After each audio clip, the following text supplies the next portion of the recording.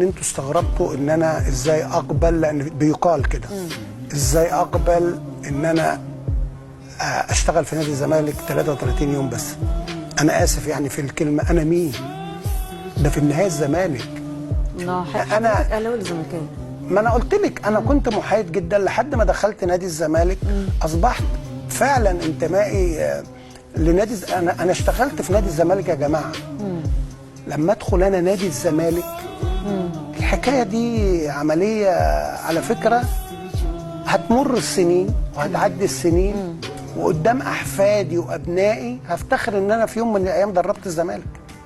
ده كابتن ايمن الرمادي الاهلاوي. الناس قعدت تقول لك اهلاوي ازاي يمسك الزمالك؟ الراجل ده فعليا عارف قيمه الزمالك. الراجل ده عارف ازاي قدر نادي الزمالك اكتر من ناس عاملين نفسهم زملكاويه وعاملين نفسهم من ابناء نادي الزمالك.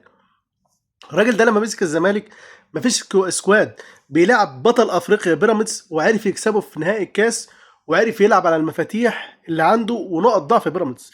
عنده قرايه للملعب. راجل بيلعب كوره بصراحه، يعني بحس ان هو مش مصري، بحس ان هو فكر اوروبي. غير كده كمان عنده احترام لنادي الزمالك انا ما شفتوش من ناس زي ما بقول لك، من ناس عاملين نفسهم زملكاويه، عشان هو عارف قدر الزمالك، عشان عارف هو بيتكلم عن مين. فشابوه بجد كابتن ايمن الرمادي، وانت فعليا كسبت احترام جميع الزملكاويه واولهم انا بجد.